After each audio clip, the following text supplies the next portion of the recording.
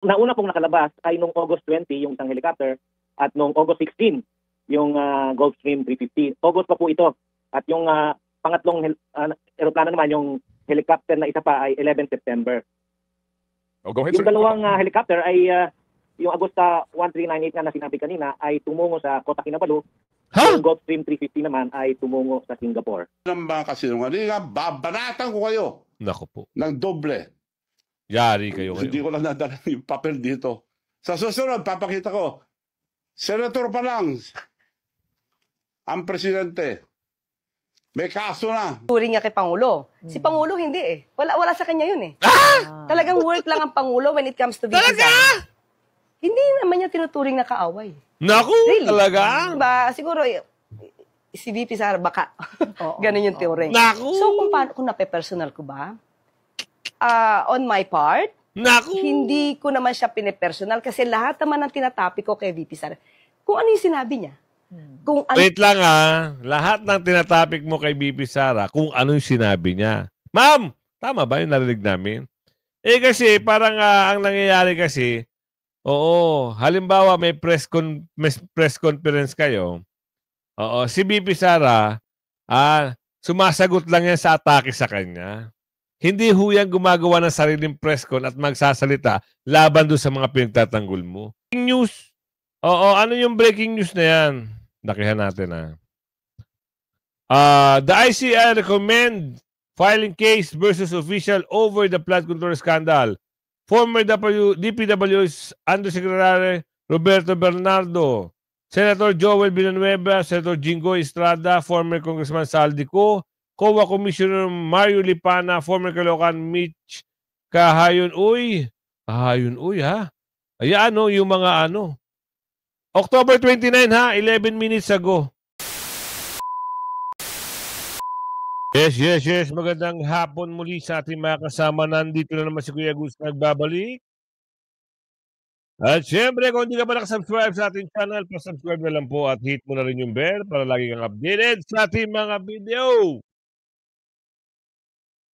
Nagpaliwanag kung bakit daw wala sa Asian Summit doon sa nagkaroon ng litrato. Bakit? Aguy. Nagpapaliwanag, bakit kaya? Bakit kaya? Ano kaya ang kanya ipapaliwanag? Ito ho, yung mga, pahapyaw, na paliwanag. Nino, hindi ko alam kung talagang kapanipaniwala ba itong babae na ito At meron siyang mga mensahe. Mamaya sa dulo ng ating video, ipapasok natin yan. At, ano ito? Duterte admin, di na prioridad ngayon. Ano daw? Alamin natin yan maya-maya. At Makabayan Black, dismayado na sa mabagal na investigasyon ng ICI. Wala nang kasimbagal. At may banat na naman ito si Ander. Bumanat. Malacanang bumelta kay Representative Duterte nang tawaging ngagba ang admin sa foreign policy. Katawag-tawag naman. Wala naman makakaila dun Tapos ikaw pagtatanggol pa ng babae na mamaya makikita nyo Pinagtatanggol ng babae. Talaga naman, Diyos mio Marimar, aguy. Kala naman itong babae na to may niniwala sa kanya ang mga Pilipino. Wala na ang respeto ng kababayan natin diyan sa amo nyo. Maski ikaw. Ikaw, sabi ni Aling Ledesma. Ano meron balita rito? Ikaw, pasok. Nilinaw na ng palasyo ang dahilan kung bakit hindi umano nakasama si Pangulong Ferdinand Bongbong Marcos Jr. sa photo opportunity ng Association of Southeast Asian Nations Leaders. Yung photo op pala ito Bakit nga? At saka meron akong napanood na video. Ano yon? Hindi ho kinamayan itong si Buwit. Hindi kinamayan, Nino. Ewan ko kung AI yun o kasi endo si Trump. No? Si President Trump. Tama ba? Asian to, bakit si Trump? Baka AI yun. Oo, baka gawa-gawa lang ng mga, oo, alam mo na, magaling na. Sa generation ngayon, magaling na ho. Biruin mo, napapagawa nila, nakakapagsalita na yung mga, oo, yung mga litrato, nagagawa nila ng kwento. Hindi malayo na talagang ibang mangyayari pag ginamitan ng AI. Sinagawa sa 28th ASEAN Japan Summit sa Kuala Lumpur sa Malaysia. Ayon sa isinagawang press briefing ng Presidential Communications Office sa Kuala Lumpur nitong Lunes, October 27, sinabi ni Palace Press Officer Undersecretary Attorney Claire Castro na hindi raw nabigyan ng tamang kwento ang nangyari sa usap-usapang larawan. Aniya, mukhang hindi nabibigyan ng tamang kwento, konteksto yung nangyari. Pagpapatuloy pa ni Castro, sinabi rin sa kanya ni PCO Secretary Dave Gomez na nasa extended bilateral meeting pa si BBBM sa United Nations nang maganap ang photo ops sa ASEAN-Japan Summit. Talaga ba? Umattend ka tapos hindi mo ba alam, yun yung ina-appreciate ng tao pag nakita ka nasa litrato ng mga leader ng bansa. Kung wala ka dyan, di useless lang din ang pagpunta mo dyan, sabi ni Aling Marie. Tapos may nagtatanggol nasa bilateral, agoy-agoy, may nauwi ba kayong magandang balita dyan sa bilateral meeting nyo? Meron na ho ba kayong nautang? Napanibagong milyon-milyon sa bilateral meeting. Meron na ho ba kayong ibubudol sa taong bayan? Di ba? Bakit wala nga? Troy! Naman ang pagkakataon, siya lang ang leader na wala sa photo ops. Extended daw yung talks ni Bangag with UN. Yan ang palusot ng palasyo. So walang sense of time o good time management ang Pangulo at ang OP.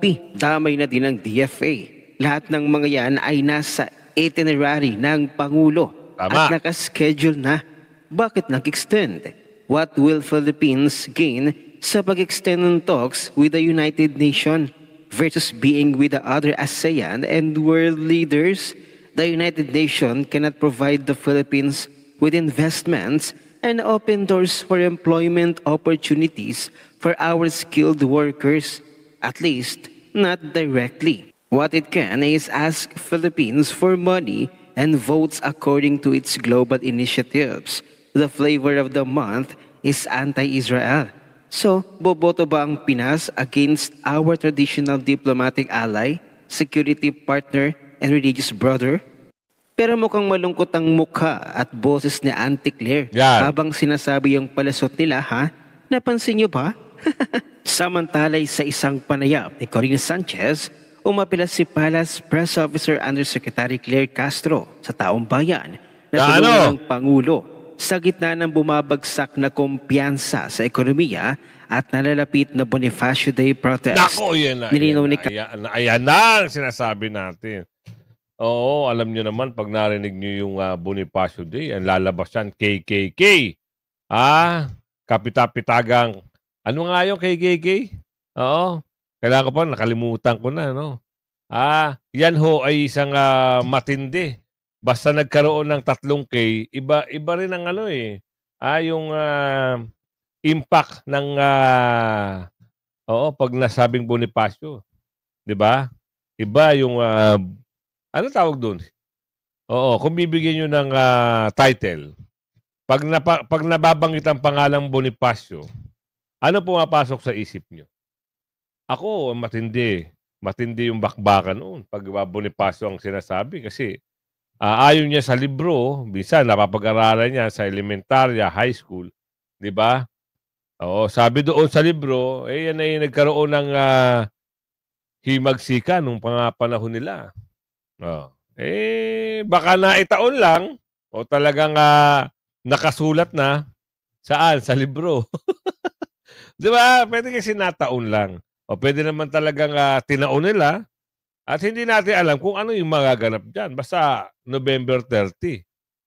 Kayo, kung alam nyo yung balita, share nyo na, comment nyo kung ano yung KKK. Ano yung Bonifacio Day na yun. Kasi yung pala yung date ng alin. Kaya, anong tawag, nababahala ba sila? Humihingi ng saklolo para saan? Castro na bagamat laban din siya sa korupsyon, hindi na raw siya makikilahok sa nasabing rally dahil marami naman sila doon. Sa halip, nanawagan siya ng pagkakaisa at suporta sa administrasyon. Pagkatapos nito, direkta niyang hiniling sa publiko na tulungan ng Pangulo para daw paangatin ang ekonomiya. Ewan ko sa'yo. Ngunit ang malaking katanungan ni Congressman Kiko Barzaga, paano namin iaangat? Ayon kay Barzaga, hindi dapat ipasa sa mamamayan ang responsibilidad ng gobyerno, lalo na kung ang mismong leader ang may pananagutan sa paglala ng sitwasyon ng bansa. Aniya, paano namin iaangat kung si President Marcos mismo ang nagpapabagsak ng ekonomiya? Ayun na! Diba? Kung hindi nyo ginalaw ang pera ng bayan, kung wala kayong ginawa na insertion, wala kayong dinorobo sa iba't ibang ahensya like PhilHealth, hindi kayo maiipit. Ngayon, di ba, binalik nyo kuno yung 60 billion na pondo ng PhilHealth. Asa na? Nararamdaman na ba ng mga taong bayan? Yung premium, yung membro ng PhilHealth, ako miyembro din ako ng PhilHealth.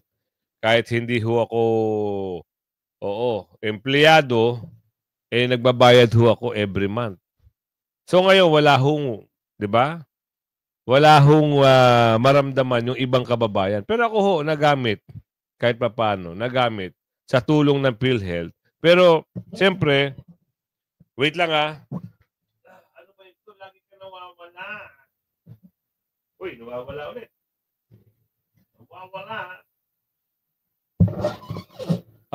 Malaking bagay din yan, yung PhilHealth na yan. Kung tutuusin, kaso nga lang, wala, nadorobo na eh. Anong gagawin natin dyan? So, kung ibabalik nyo yan, mas maganda. At saka huwag nyo nang dorobohin. Nasa yung reserve gold, wala na rin. Kaya nasasabi rito, nagpabagsak ng ekonomiya, ay sino? Ayan, nakasulat to. Di si Bungit-ngit, sabi rito. Tuloy. Samantala'y binuweltahan naman ni Atty. Rowena Guanzon si Pangulong Marcos Jr. Ano sabi? Matapos sumano nitong sabihin sa publiko na imbes daw mag-rally, dapat ay tulungan na lang ang ekonomiya. Hindi nagpigil ang dating COMELEC Commissioner sa pagtuligsa sa Pangulo na aniya ay walang karapatang isisi sa mamamayan ang pagbagsak ng ekonomiya. Kiit ni Guanzon, ang mismong pamumuno ni Marcos Jr. ang ugat ng krisis sa bansa. Agoy. Totoo naman. Hindi mapagkakaila. Yan ang ugat. Kung hindi pinakalaman ng reserve gold, Maharlika Fund. Asa na nga pala yung Maharlika Fund? Parang wala na. Ito na, Malacanang bumuelta kay Representative Duterte. Pulong ng tawaging ngagba ang admin sa foreign policy. Bakit? Lahat na lang ata ng pagdepensa ay ginagawa na ng babae. Tinawag ni Congressman Paulo Duterte na bangag ang administrasyon sa issue ng foreign policy. Buwelta naman ng palasyo, kailangang hindi matulad sa nakaraang inutil daw na administrasyon pagdating sa usapin ng China. Nasa frontline na balitang yan si Bril Montalvo. Muli na namang uminit ang banggaan sa pagitan ng palasyo at pamilya Duterte sa gitna ng mga issue sa West Philippine Sea. Sa kanyang presscon, binanata ni Palace Press Officer Undersecretary Claire Castro si Congressman Paulo Pulong Duterte matapos tawaging bangag administration ang kasalukuyang pamunuan. What can we expect from the Dutertes? They are pro-China, kung matatandaan. Alaga? Diyos mio, marimar naman, no? Talaga naman kagagawa naman talaga ng magandang kwentohe at istoryahe, ano? Lahat na lang ng depensa ay gagawin ng babae na ito. Para lang, siyempre, isalba sa pangit na imahe, kahit na isalba mo, pangit na ho imahe ng boss mo. 'Di ba? Kayo ho, natutuwa ho ba kayo sa imahe ng boss niya? At siyempre siya, kasi mahilig siyang, alam mo yung umarangkada. Minsan sablay. Minsan naman talagang sablay. At minsan talagang wala talaga. Puro sablay. Di ba? Isipin niyo yun. Ate, boss, ma'am, manager, amo. Huwag puro depensa, ha? Trabaho din, ha? Wag lang yung sisiraan. Kasi yung mga sinasabi naman ng Duterte, totoo naman. Bibilang tayo ha, sa comment ko. Sino rito ang magsasabi na ang nakaupo ngayon ay ngagba? Sabi sila ni Kong Pulong. Diba? Comment kayo. Totoo yan, Kuya Goods. Hashtag #1. Totoo. Ulitin na natin. Totoo yan. Hashtag ngagba. Yun na lang. Para malaman natin. Kasi kung pipilit nila na puros kasinungalingan lahat na mga ginagawa, puros pangurakot lahat ang ginagawa ng Duterte, mali ka, te. Mali ka. Ngayon, nakakabahala, Bakit? Yung air asset na pala nito ni Colangot, wala na ho sa Pilipinas yung iba. Nakalabas na ng bansa. Aba, wala ka malay-malay ang tao. Unti-unti na palang nilalabas ni Colangot ang kanyang air asset. Para saan? Mabenta na agad-agaran. Hindi natin alam, hindi natin sure kung kay Colangot ba ito o kay Balulong o kay Bungit. Baka pinapalabas lang nila Hindi natin sure, Oo, ang alam natin, ito, sa balita na ito, para magkaintindihan, aalamin natin dito. General, yung po munang report po na nakalabas na po ng bansa ang ilang air assets ni dating Congressman Zaldico. Kumpirmado ho ba ito? Nako, yun. Totoo po yan. Meron ng 3 air asset na nakalabas. 2 helicopter at yung isang fixed wing, yung tinatawag nating Gulfstream G350. Nako. Yung nauna pong nakalabas ay nung August 20, yung isang helicopter, at nung August 16, yung Gulfstream 350. August pa po ito. At yung pangatlong aeroplano naman, yung helicopter na isa pa ay 11 September. Go ahead, Yung sir. 2 helicopter ay yung Agosta 1398 nga na sinabi kanina ay tumungo sa Kota Kinabalu. Yung Gulfstream 350 naman ay tumungo sa Singapore. So yung pong nakabiyahe ng Singapore, ito pong jet na Gulfstream, habang yung helicopters po dito po lamang sa Malaysia. Tama po yun. Sir. Opo, okay. Sige po. So sir, sa kabuuan ho ba muna, ilan ho ba ang air assets na iniuugnay kay former Congressman Zaldico? Ang total po ay 10. Merong Dami! 4 na nakapangalan sa Mitsubishi Aviation and Development Corporation at merong 2 na nakapangalan naman sa subsidiary ng Mitsubishi Aviation, itong Mitsubishi Resort and Hotel Management Corporation. At meron pang 4 na nakapangalan naman sa Hightone Construction and Development Corporation na kasama rin sa incorporator si former Congressman Zaldico. Okay, opo. So, sir, dito po sa lumalabas po 10 lahat, ano po? Tama po, yan po yung nasa aming record Opo, sa CAAC. Opo. Sa 10 pong ito, ang kumpirmadong nakalabas na po ng Pilipinas ay yung pong Gulfstream jet na nasa Singapore ngayon as we speak at yung pong 3 helicopter. 2 po, 2 helicopter. 2 lang na helicopter. Okay. Kailan po nag-apply ng deregistration itong mga kumpanya na nagmamay-ari ng naturang mga air assets? Sir, sa inyo pong opisina, kailan sila nag-attend? Lahat ho ba nung 10 ay sinubukan na i-deregister? Hindi po, yung 3 lamang po ang nag-apply for the registration. Yung una, sir, yung unang helicopter nag-apply, umalis siya ng August 20 at nag-apply ng deregistration ng 14 September. Yung Gulfstream umalis ng 16 August patungong Singapore at nag-apply ng deregistration noong 18 August. Grabe, Yung isa pong helicopter na Agusta, umalis noong September for Kota Kinabalu, nag-apply ng deregistration itong 15 September. So yun ho. Ang ibig sabihin po, nakaalis na sila ng Pilipinas noong magsipag-apply ng deregistration yung 3 eroplano concerned. Grabe, no, mga kasama. Walang kamalay-malay ang Pilipino. Oo. Yung mga na-involve na mga air asset ay unti-unti nang parang deregister, parang hindi na nirehistro. Deregister Ano mangyayari diyan? Wala na, kwento na lang. Na yung 3 air asset ni Zaldico, wala na sa Pilipinas. Makababalik pa kaya? O naibenta na? Tanong lang tatanong lang kami. 'Di ba? Ganyan yung mga nako, dito yung gusto ko sa tapang ni ni Manong Chabit. Bilib ako sa tapang ni Manong Chabit kasi kung bibirahin daw siya, bibirahin ko rin kayo. Itotodo ko pa. Manong, itodo mo nga. Babaratan niyo ako ng mga kasinungalingan, babaratan ko kayo ng doble. Yan. Hindi ko lang nadala yung papel. Wait lang. Sa susunod, papakita ko. Uulitin natin Ang sabi ni Manong, kung babaratan niyo ako ng mga kasinungalingan, babaratan ko kayo nako po. ng doble.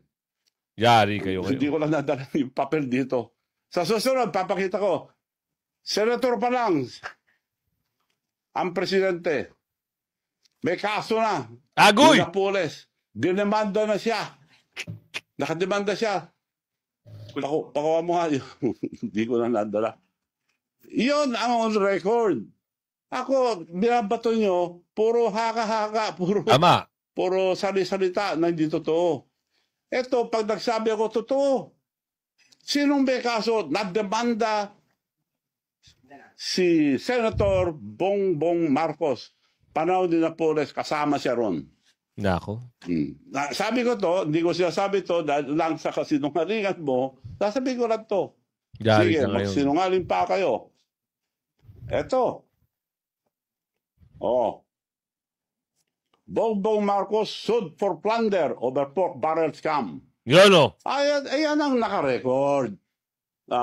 Madam Spokesperson. Ito. Girl, tingnan mo ito. Girl! Tingnan mo, girl. Girl! Tingnan mo, girl. Para yung bibig mo, minsan papreno-preno naman din. Bongbong Marcos sued for plunder. Plunder filed versus Bongbong Marcos over 205 pork barrel scam. Yan. Yan ang record. Hindi ko na sana ilalabas to, pero girl, ikaw Girl. nag-umpisa, tatapusin ko. Yari ka, girl! Pagsalita kayo, yung totoo. Ako, sasagutin ko kayo, puro totoo ilalabas ko. Girl. Ano na? So, yun lang po ngayon. Marami pa kayong maririnig. Antayin natin yung mga tagdog. Puro sinungalingan. Ulitin ko po, kung may katotohanan, yung mga sinasabi nyo sa akin, magpapakulong ako. Yan, girl, ha? Hindi ako gagaya yun, nagsisinungaling. So, kontento ka na, girl? Kontento ka na, girl? Kita niyo si girl talaga. Ang tumbok talaga dito. Kasi maski rito, sa video na ito, hindi rin nakakatuwa yung mga birada ni girl dito eh. Bigla akong nalungkot nung sinabi niya na sinungaling, parang fake news daw. Sino? Ay, mababanggit dito. Ngayon, hindi ako mabibilib sa mga sinasabi mo, girl. Kasi, kilalang-kilala ka ng tao. Sustansya ang hinahanap ng tao, ha? Sustansya. Pasok. Nape-personal mo ba ang relasyon mo, like say, to VP Sara Duterte? Mahirap ba yun? Yung one day magkabati sila, tapos next day hindi na sila magkabati. Parang mortal na sila nagbabrailong natin eh. Siguro yun yung turing niya kay Pangulo. Si Pangulo hindi eh. Wala sa kanya yun eh. Talagang work lang ang Pangulo when it comes to VP Sara. Hindi naman niya tinuturing na kaaway. Naku, really? Talaga? Diba? Siguro, si VP Sara baka. Ganun yung turing. Naku! So, kung nape-personal ko ba? On my part, Naku! hindi ko naman siya pinipersonal kasi lahat naman ng tinatapik ko kay VP Sara. Kung ano yung sinabi niya. Kung ano, Wait lang lahat ng tinatapik mo kay VP Sara, kung ano yung sinabi niya. Ma'am, tama ba yung narinig namin? Kasi parang ang nangyayari kasi, halimbawa may press conference kayo, si VP Sara, sumasagot lang yan sa atake sa kanya. Hindi huyang gumagawa ng sariling press con at magsasalita laban doon sa mga pinagtatanggol mo. Wala hong ganun. Hindi ho ganun ang pagkatao ni VP Sara. Pagkatapos atakihin si VP Sara, doon lang siya magsasalita. Ngayon, meron kayong banat doon. Kasama nyo yung mga reporter. Ang mga tanong doon, nakakawindang din minsan. Kaya minsan, ang sagot, yung totoo lang sana. Totoo lang ba to? ano yung lumabas sa bibig niya, yun lang naman yung sasagutin natin. Lalo na kung ito ay kasinungalingan. At kung siya yung nagiging Ayun na. Si VP Sara, never nagsinungaling. Ano ba sinabi nyo? Ano ba sinabi niya sa kanya sa kamera? Si VP Sara daw ay nandorobo ng 125 million. Sabi ni VP Sara, hindi ako nandorobo ng kaba ng bayan. Ginamit yan as a confidential fund. Sinagot naman ng COA, di ba? Tama naman si VP Sara. At tama rin ang sinabi ng COA. Di ba? Wala namang ganong issue. Ngayon, wala namang pagsisinungaling na ginawa si VP Sara. Ngayon, ang sabi, doon sa mga ibang lumabas na ang presidente daw, ganito, ganere. Tama nga naman. Di ba? Kung halimbawa naman, kung hindi naman na tama yung sinasabi ni VP Sara, bakit maniniwala kay VP Sara yung milyong-milyong Pilipino?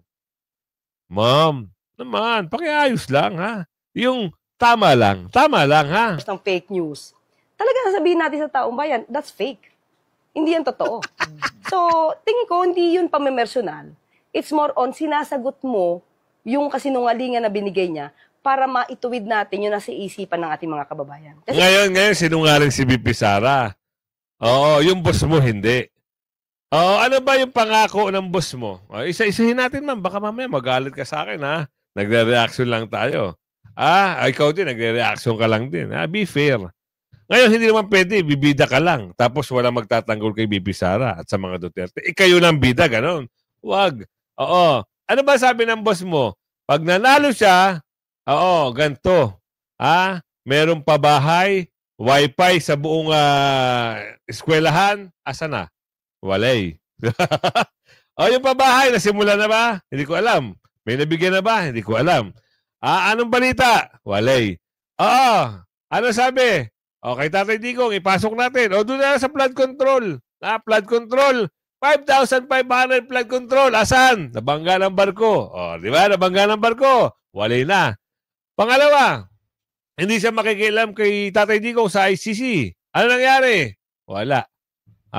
Puros ka sinungaling. Ngayon, babalik na rin yung sinungaling Huwag ganun. Huwag ganun. Kwento nyo sa ungguyan, baka magkaintindihan kayo.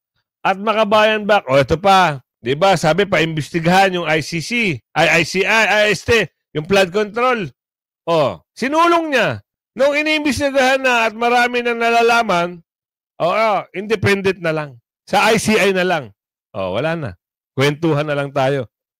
Ito, Makabayan. Tuloy pa natin to. otherwise, pag hindi ko yung sinagot at sabihin ko mali yan, ang lahat ng tao baka maniwala sa sinasabi niya. Ay talagang maniniwala ang taong bayan kay VP Sara. Tingnan mo yung mga comments sa inyo.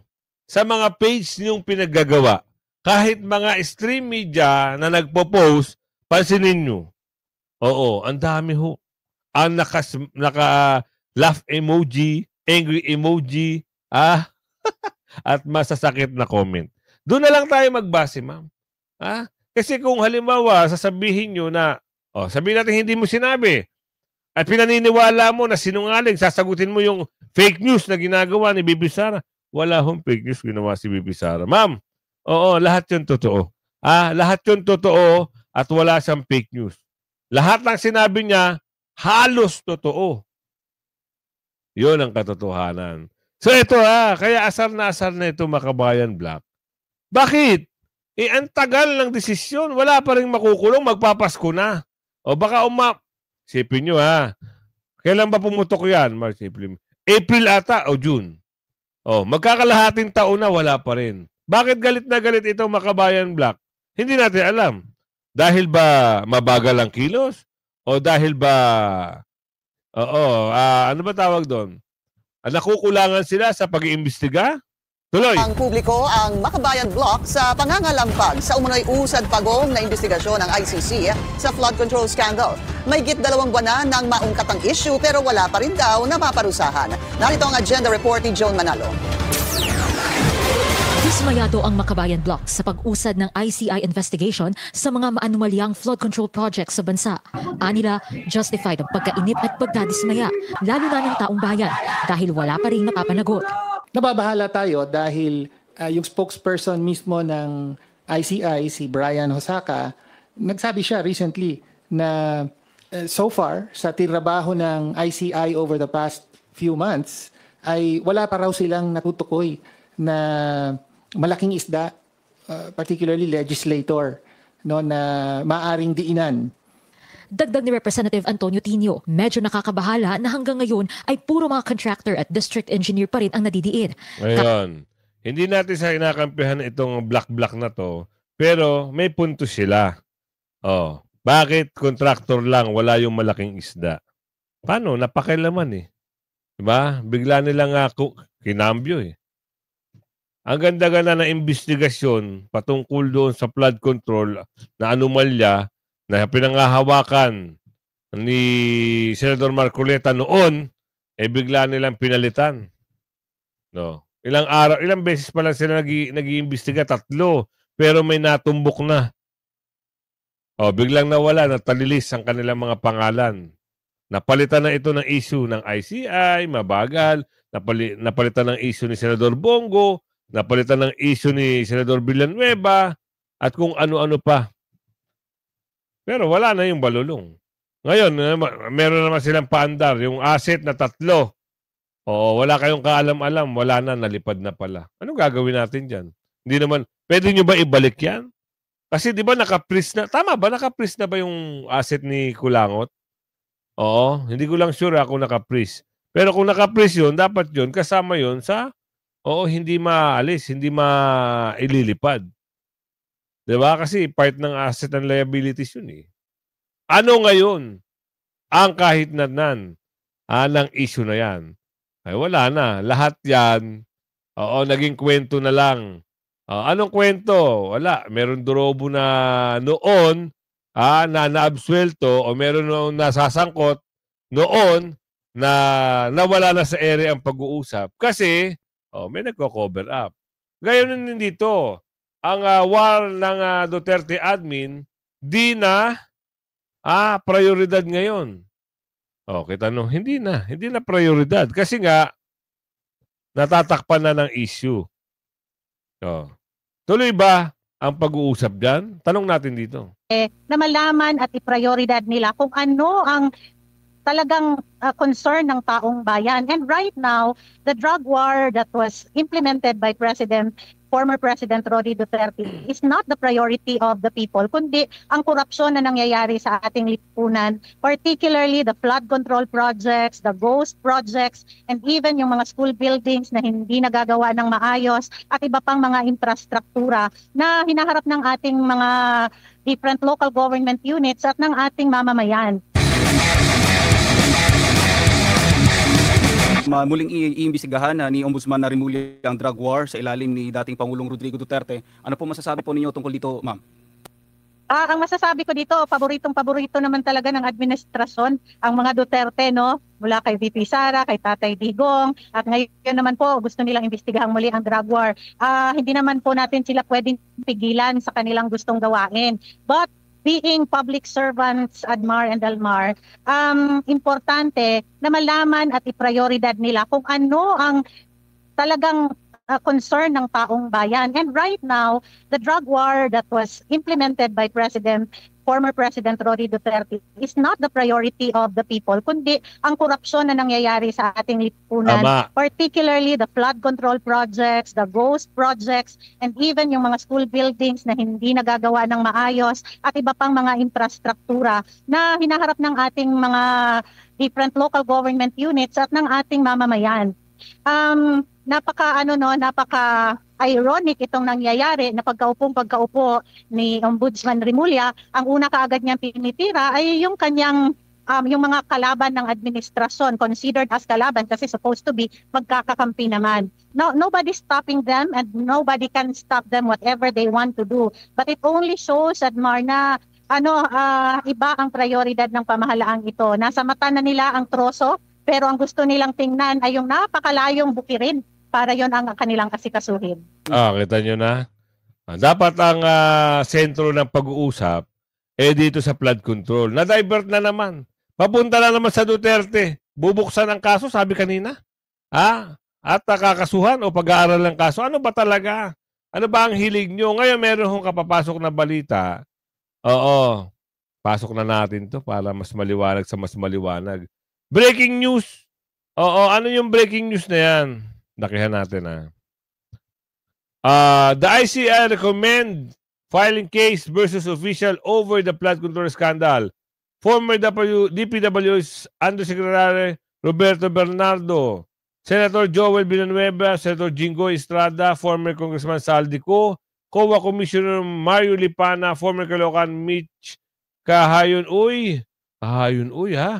Ayan, yung mga October 29 ha, 11 minutes ago. 11 minutes ago. Oo, yan yung balita. Nako. Agoy. Parang iba yung usapin dito ano yung bakit kasi ang tanong na naman dito, asaan yung malaking aso? Ay, sa malaking balulong. Asa na? Bakit si Saldico lang? Bakit hindi kasama si Balulong? Tanong lang bakit hindi kasama si Balulong dito? Hinahanap ng taong bayan yung pinakamalaking isda nakasuhan. Sino? ICI ngayon ito wala na. Naisama lang si Saldico pero si Balulong hindi kasama. Kung umabot ka sa video ito video natin ito, hanggang sa muli, pakilike share. Bye-bye.